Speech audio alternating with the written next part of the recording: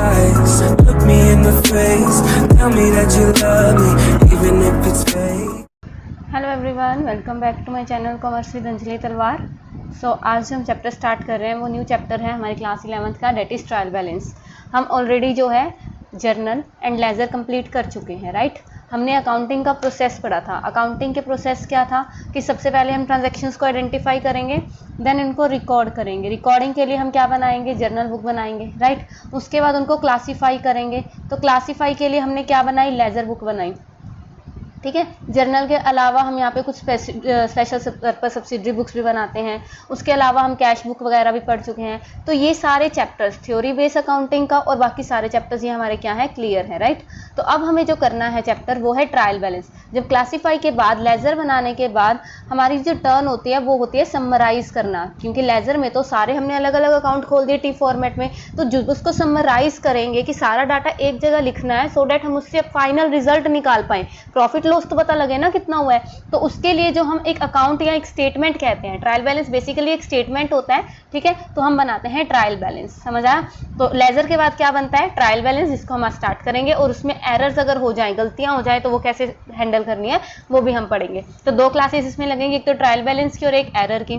तो इस चैप्टर में हम क्या क्या सीखने वाले हैं, इस चैप्टर में हम सीखेंगे, ये कलर लेते हैं। So meaning of trial balance, objectives, preparation और steps to locate the errors. पहले तो आज की क्लास में हम यहाँ तक करेंगे कि मीनिंग क्या है ट्रायल बैलेंस का, होता क्या है, उसके ऑब्जेक्टिव, एडवांटेजेस वगैरह, ये सब मतलब थ्योरी बेस, ये सारा थ्योरी आ जाएगा। उसके बाद ट्रायल बैलेंस को एक्चुअली प्रैक्टिकल में बनाना कैसे है वो आ जाएगा, और इसके साथ एक हम इसका क्या करेंगे, एग्जाम्पल करेंगे, राइट। और कल की क्लास में, मतलब नेक्स्ट क्लास में हम क्या करेंगे, steps to locate the errors, की अगर एरर हो जाए तो हमें कैसे उसको देखना है, और टाइप्स ऑफ एरर, कौन कौन से एरर होते हैं और कैसे उसको ठीक करना है। तो ये हम सारी क्लास क्या लगाएंगे, कल की क्लास लगाएंगे। ये बात समझ आई। सो ट्रायल बैलेंस बेसिकली क्या है, कहता एक पर्सन है JR, ये क्या है, बाटली बॉय, वाह। सो ट्रायल बैलेंस एक स्टेटमेंट है prepared with the debit and credit balance of the ledger account to test the arithmetical accuracy of the book. आपको शायद याद होगा कि जब हमने जर्नल किया, सॉरी लेजर किया था, लेजर के टाइम पे एक छोटा सा पॉइंट था बीच में ट्रायल बैलेंस का, जिसमें मैंने आपको बस बेसिक सा बताया था, राइट। उसी में मैंने आपको ये चीज बताई थी कि ट्रायल बैलेंस क्या होता है, एक स्टेटमेंट होती है। मेरी बात सुनो, ट्रायल बैलेंस बनता कैसे है, देखो ट्रायल बैलेंस एक स्टेटमेंट बनेगी। ट्रायल बैलेंस क्या बनेगा, एक स्टेटमेंट होगी जिसमें बेसिकली ऐसे बनता है ये, ठीक है, ये चीज, ठीक है। तो यहाँ पे आ जाएंगे नॉर्मली पर्टिकुलर्स, ठीक है, यहाँ पे डेबिट बैलेंस और यहाँ पे क्रेडिट बैलेंस आ जाएगा। तो जो डेबिट और क्रेडिट लास्ट में टोटल करके आएगा, they should be equal, they must be equal, ये इक्वल होना चाहिए। अगर ये इक्वल नहीं है तो मतलब आपने लेजर में कोई मिस्टेक की है, बात समझ आई। क्योंकि देखो जर्नल में हमने क्या किया, हर ट्रांजैक्शन को डेबिट और क्रेडिट साइड जो है लिखा है, और उसी को हमने लेजर में भी ट्रांसफर किया है। तो ट्रायल बैलेंस में भी तो डेबिट क्रेडिट इक्वल होना चाहिए। अगर ट्रायल बैलेंस में डेबिट क्रेडिट इक्वल नहीं है तो हमने कोई अरिथमेटिकल मिस्टेक की है। अरिथमेटिकल मतलब मैथमेटिकल मिस्टेक की है, एक जीरो कम लगा दी, एक जीरो ज्यादा लगा दी, किसी अकाउंट को किसी गलत अकाउंट में डाल दिया, वो चीजें। तो ये बेसिकली बनता है अरिथमेटिकल एक्यूरेसी चेक करने के लिए कि हमने मैथमेटिकली अकाउंट सही बनाए हैं कि नहीं बनाए। ये बात समझ आई, ठीक है। सो अगर मीनिंग पढ़े इसका, कहता ऑल द बिजनेसमैन, जब वो पोस्ट कर लेते हैं जर्नल से या सब्सिडरी बुक्स में, लेजर में, want to verify accuracy of the posting, और इसके लिए एक स्टेटमेंट प्रिपेयर की जाती है जिसमें सारे जो बैलेंस हमने निकाले थे, लेजर के बैलेंस, ठीक है, उसको इकट्ठा लिखा जाता है, और इस स्टेटमेंट को हम कहते हैं ट्रायल बैलेंस। अकाउंट जो डेबिट बैलेंस शो करते हैं वो डेबिट बैलेंस में जाएंगे, और अकाउंट जिसमें क्रेडिट बैलेंस शो करते हैं वो क्रेडिट साइड में जाएंगे। अगर जो टोटल है debit side of the trial balance is equal to the credit side, तो ये मान लिया जाता है कि लेजर बिल्कुल सही बनी है, पोस्टिंग बिल्कुल सही हुई है, ठीक है। क्योंकि जो रीजन है for agreement of a trial balance is that under the double entry system, जो हम स्टार्टिंग से ही कर रहे हैं, हर ट्रांजैक्शन दो बार रिकॉर्ड होती है, एक डेबिट साइड में और एक क्रेडिट साइड में, है ना। सो जो टोटल है एंट्रीज का डेबिट साइड का must be equal to the total of the entries of the credit side of all accounts. So अगर दोनों साइड्स के इक्वल है टोटल, तो इट इज प्रूव दैट की बुक्स जो है अरिथमेटिकली तो बिल्कुल सही बनी हुई है, ठीक है। ये कुछ डेफिनेशंस हैं, ठीक है, आप कर लेना। चलो फिर आते हैं फीचर्स पे। फीचर्स या कैरेक्टरिस्टिक्स क्या हैं ट्रायल बैलेंस के, क्या फीचर्स हैं भाई। सबसे पहले it is a list of balances of ledger account and cash book. इसमें सिर्फ क्या करते हैं हम, जो बैलेंस बच गया, इसमें सारी ट्रांजैक्शन नहीं लिखनी, जो लेजर को लास्ट में हमने टोटल करके एक साइड उसकी कम थी तो हमने बैलेंस लिखा था, सिर्फ उस बैलेंस को हम इस अकाउंट में लिखते हैं। It is a statement, just a statement, not an account. ये भी ध्यान रखना, ये एक स्टेटमेंट है जिसमें बैलेंस लिख के अरिथमेटिकल एक्यूरेसी चेक की जाती है, कोई अकाउंट नहीं है। ना तो ये डबल एंट्री का पार्ट का सिस्टम है, ना ही ये एक्चुअल बुक्स ऑफ अकाउंट की तरह दिखता है, एक जस्ट वर्किंग पेपर है, ठीक है। It can be prepare at any time during the accounting period, कि किसी भी टाइम हम लेजर को बैलेंस करके इसको बना सकते हैं, end of the every month, every quarter, every half year या every year. Usually it is prepare at the end of the accounting year, final account के लिए इसको बनाया जाता है, ठीक है। उसके बाद ये हमेशा उन पर्टिकुलर डेट बनता है, पर्टिकुलर पीरियड के लिए नहीं बनता, ये ध्यान में रखना। मतलब जिस दिन हम ट्रायल बैलेंस बनाते हैं, लाइक 31 मार्च को हमने एट द एंड बनाया, तो पर्टिकुलर डेट है, पूरे साल नहीं बनता, ये एट द एंड ही बनता है, ठीक है। ये बात समझ आई। So it is prepare to check the arithmetical accuracy of the ledger account, mathematical accuracy check करनी होती है।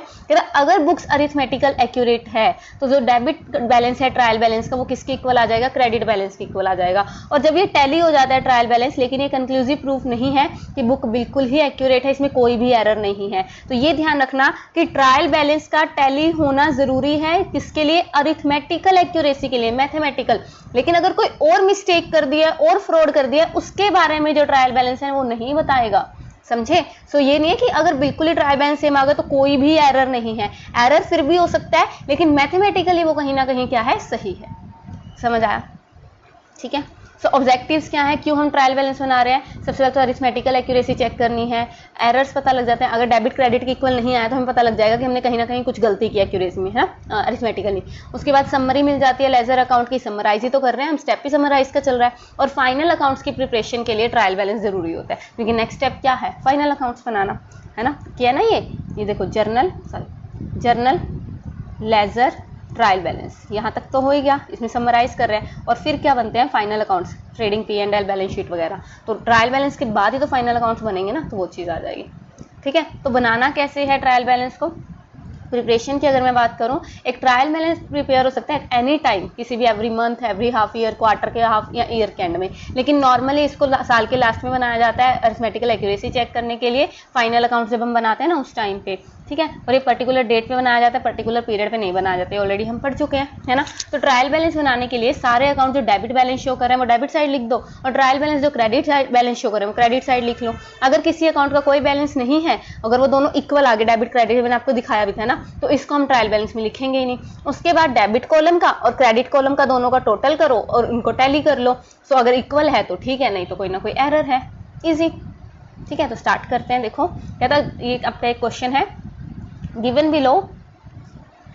Below is a cash book and ledger extract. आपको कैश बुक और लेजर दोनों दे रखे हैं, मतलब जर्नल नहीं दी, लेजर डायरेक्ट दे रखे हैं शेखर ब्रोस के एज ऑन 30 अप्रैल, ठीक है। कैश बुक दे रखी है, ये सारी कैश बुक है आपके पास, और साथ में आपको ये सारे लेजर दे रखे हैं, capital account, purchase, sale, Dinesh का अकाउंट, गोपाल का अकाउंट, ये सारे आपको लेजर दे रखे हैं। तो सोल्यूशन क्या करना है, कहता है you are required to prepare the trial balance. आपको बनाना क्या है, ट्रायल बैलेंस बनाना है। स्टार्ट करें, बहुत ईजी है, देखना भी समझ आ जाएगा। तो पहले तो ट्रायल बैलेंस क्या है, ट्रायल बैलेंस एक स्टेटमेंट है, मैंने आपको बताया कैसे बनेगा। पूरा एक बॉक्स बनेगा, उसमें हम क्या करेंगे, पर्टिकुलर्स या नेम ऑफ अकाउंट्स, इसमें एक लेजर फोलियो बनता है, वो मैं आपको बताना भूल गई, ठीक है। ट्रायल बैलेंस में, क्योंकि ये अकाउंट का मतलब जो अगर ये कैश बुक लिख रहे हैं, बैंक बुक लिख रहे हैं, तो किस पेज नंबर में है लेजर के, तो वो चीज़। उसके बाद डेबिट का बैलेंस का कॉलम और क्रेडिट के बैलेंस का कॉलम, ये बात समझ आई, ठीक है। और trial balance of Shekhar bros as at 30, as at use होगा इसके लिए, क्योंकि एज एट का मतलब उस दिन का, स्पेसिफिक दिन का बनता है, स्पेसिफिक पीरियड का नहीं। तो इस दिन में 30 अप्रैल को ये ट्रायल बैलेंस है, ये बात समझ आई। तो स्टार्ट करते हैं। सबसे पहले आपको कौन सा अकाउंट गिवन है, कैश अकाउंट। कैश अकाउंट का बैलेंस चेक कीजिए। अच्छा, इससे पहले ना एक बात बता देती हूँ, वैसे मैंने आपको बहुत बार बताया, लेकिन फिर भी एक बार रिमाइंड करवा देती हूँ, ठीक है। किस अकाउंट का बैलेंस कौन सा होता है, फटाफट बताना जरा, किस अकाउंट का बैलेंस कौन सा होता है।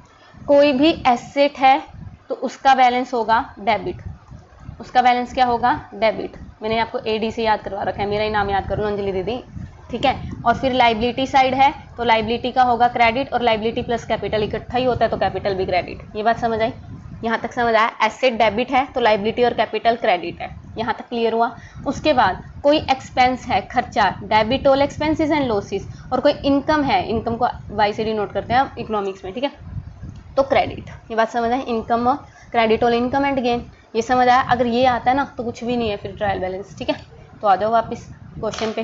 तो क्वेश्चन में देखो, कैश बुक है, कैश बुक का बैलेंस क्या है, कैश बुक का बैलेंस बचा है बाय बैलेंस CD। तो अगले साल ये किस में होगा, डेबिट साइड। तो अब कितना है, 55,500 कैश का और 3,80,000 किसका है, हमारा बैंक का। देखो सेम यही लिखना है, कुछ नहीं करना हमें चेंज, बस हमें क्या लिखना है, कैश अकाउंट, कैश अकाउंट का बैलेंस लिख दिया डेबिट साइड, और बैंक अकाउंट का बैलेंस लिख दिया डेबिट साइड। कैश कितना था 55,500, बैंक कितना है 3,80,000, समझे। समझ आया? तो कुछ नहीं करना, जितना बैलेंस बचा है, जिस साइड का बैलेंस, आपको पता है ना ट्रायल बैलेंस में अगर इधर बैलेंस बचे तो वो डेबिट बैलेंस कहलाता है क्योंकि ये साइड कम थी, और इधर बैलेंस बचे तो वो क्रेडिट बैलेंस कहलाता है क्योंकि ये साइड कम थी। समझे? तो वो चीज़ है ये। तो इसीलिए इधर बैलेंस बचा था तो ये डेबिट बैलेंस है कि डेबिट बैलेंस ज़्यादा है। ठीक है, वो चीज़ होती है, आपको ये पता होना चाहिए ट्रायल बैलेंस में कि अपोजिट बैलेंस कहलाता है। ठीक है, वो चीज़। फिर उसके बाद सेकंड अकाउंट कौन सा है? पहले अकाउंट का तो हमने डाल दिया। सेकंड अकाउंट ये था आपका cash, done. Capital account, capital account में देख लो बैलेंस बीडी बच रहा है, और कैपिटल वैसे भी क्या भी करवाया, लाइबिलिटी और कैपिटल क्रेडिट होती है, तो 2 लाख। ठीक है, 2 लाख डाल देते हो उसमें ट्रायल बैलेंस में। ये देखिए कैपिटल अकाउंट में क्रेडिट साइड 2 लाख रुपये डाल दिए हमने। क्या करना है इसमें? कुछ भी नहीं करना, सेम ही तो टेपना है, बस कुछ है ही नहीं। उसके बाद नेक्स्ट क्या है? Capital purchases. परचेजेस कितनी है टोटल? अगर ये आएगा 470 प्लस 20 490, 490। अगर ये देखो बैलेंस इधर बच रहा है तो ये डेबिट बैलेंस हुआ ना, तो डेबिट बैलेंस 490, परचेजेस का डेबिट बैलेंस 490। ये देख लो परचेजेस का डेबिट बैलेंस 490। वैसे भी तो परचेज अकाउंट डेबिट ही होता है एंट्री में। ठीक है, उसके बाद सेल्स अकाउंट। सेल्स अकाउंट इसने ना बैलेंस करके नहीं दे रखा। ठीक है, तो 830 प्लस 2400 8,54,000, और एक इस साइड का बैलेंस है, इधर बैलेंस है तो उसको कहेंगे क्रेडिट बैलेंस क्योंकि ज़्यादा इस साइड है, तो 8,54,000 सेल्स अकाउंट का क्रेडिट बैलेंस। ये देख लो 8,54,000 सेल्स अकाउंट का क्रेडिट बैलेंस। ये रहा। इजी, समझ आया? चलो नेक्स्ट पे आ जाते हैं। हो गया अपना सेल्स भी हो गया। फिर आता है कोई दिनेश, कोई पर्सन है, उसका अकाउंट देख लो, इसने बैलेंस करके दिया है, तो ये आएगा टू बैलेंस CD 58,000। तो इधर है तो ये क्रेडिट बैलेंस है, तो दिनेश हमारा क्या है? मतलब लाइबिलिटी है, हमें इसको पे करना है। अगर दिनेश की क्रेडिट बैलेंस आ रहा है तो मतलब वो हमारी लाइबिलिटी है, तो दिनेश को credit side 58,000, Dinesh credit side 58,000। ये देखिए दिनेश क्रेडिट साइड 58,000। इजी। उसके बाद गोपाल, गोपाल का क्या है? गोपाल का बैलेंस देख लो, बाय बैलेंस CD 80,000। तो ये कौन सा बैलेंस है? Debit balance. उल्टा होता है ना डेबिट बैलेंस। तो गोपाल हमारी क्या है? एसेट है कि इससे 80,000 आना है। Gopal debit 80,000, Gopal debit 80,000। ये देख लीजिए गोपाल डेबिट 80,000, राइट। उसके बाद है गोपाल, हो गया, डन। नितिन देख लो, नितिन का है बाय बैलेंस CD, ये भी हमारी क्या है? एसेट है, डेबिट बैलेंस 50,000, नितिन डेबिट 50,000। ये रहा Nitin debit 50,000, done. Nitin debit 50,000। ठीक है, उसके बाद ये यहाँ तक हो गया। देखो यहाँ पे फर्नीचर का अकाउंट, अच्छा मैं फटाफट करवा देती हूँ। अभी फर्नीचर का अकाउंट वैसे भी तो एसेट है, डेबिट ही होगा 25,000। देख लो बचा भी डेबिट बैलेंस है। Rent expense, debit all expense and losses, 4,000 इसका क्या जाएगा? रेंट अकाउंट में। एक सेकेंड, इसका बैलेंस दूसरा, रुको एक मिनट।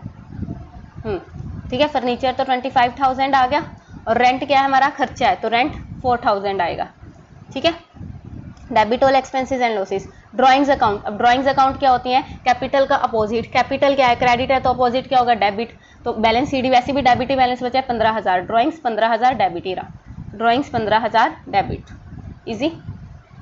उसके बाद सैलरीज, सैलरीज हैं 14,500। अब सैलरीज क्या होता है? एक्सपेंस होता है, debit all expense and losses. ठीक है, तो 14,500 क्या आएगा? Debit side, salaries debit side 14,500। ये रहा। ठीक है, अब ये सारे बैलेंस पे भी नहीं जाना है, मैंने आपको जो करवाया वो भी करना है। उसके बाद परचेज रिटर्न, परचेज रिटर्न का बैलेंस देख लो, परचेज का डेबिट है तो परचेज रिटर्न का क्या होगा? क्रेडिट होगा, ऑब्वियस सी बात है, परचेज का डेबिट ही है, और वैसे भी तो इधर ही बैलेंस बच रहा है ना, तो डेबिट हो गया। तो 2,000 कितना है? 2,000 credit side, purchase return 2,000 credit side. Easy, समझ आया? मतलब ओवरऑल किया क्या? ठीक है, फिर उसके बाद ये अपना डेबिट साइड का टोटल किया ये पूरा, और फिर क्रेडिट साइड का टोटल किया, तो ये देखो इक्वल आगे 11,14,000 11,14,000। समझ आया ना? इजी है ना? कुछ भी नहीं है। चलो फटाफट इसके पॉइंट्स पढ़ लो। क्या कहता है? कहता है जब भी ट्रायल बैलेंस बनाना है तो ये पॉइंट्स ध्यान में रखने, वैसे हमने कर ही लिया। सारी एसेट का डेबिट बैलेंस होता है, वो डेबिट साइड में दिखाई जाएंगी, cash, bank, bill, receivable, debtor, furniture, machinery, building, patent, goodwill, ये तो हमने कर लिया। लाइबिलिटी का क्रेडिट बैलेंस होता है, वो मैंने आपको करवा दिया। कैपिटल का क्रेडिट बैलेंस होता है, वो पहले बता दे, ये बात पहले बताने वाली होती है भाई। ड्राइंग्स का डेबिट बैलेंस, ड्राइंग्स को बस कैपिटल से उल्टा रखा करो। ड्राइंग्स का मतलब है कैपिटल कम हो गई, मैंने जो पैसा लगाया बिजनेस में वो कैपिटल है, और बिजनेस से पर्सनल यूज के लिए निकाल लिया तो वो ड्राइंग है, उल्टा हो गया ना। ठीक है, परचेज का डेबिट, एंट्री याद करो, परचेजेस टू कैश, तो परचेजेस हमेशा डेबिट होता है। सेल्स, कैश टू सेल्स, तो सेल्स क्रेडिट होता है। परचेज का अगर डेबिट है तो परचेज रिटर्न का क्रेडिट, सेल्स का क्रेडिट है तो सेल्स रिटर्न का डेबिट, अपोजिट होगा। उसके बाद सारे expense and losses debit balance होंगे, debit all expense and losses. और इनकम्स एंड गेन क्या होते हैं? क्रेडिट बैलेंस होते हैं। ये तो हमने शुरू करने से पहले कर लिया था। चलो जी, ये हो गया आपका डन। ट्रायल बैलेंस होता क्या है और कैसे बनता है। बहुत इजी चैप्टर है, इसमें एरर्स वाला पॉइंट मेन है, लेकिन उसके लिए बेसिक आना जरूरी था। ठीक है, तो इसको कीजिए, फिर मिलते हैं एरर्स वाली क्लास में। Thank you so much. Tell me pretty lies, look me in the face, tell me that you love me, even if it's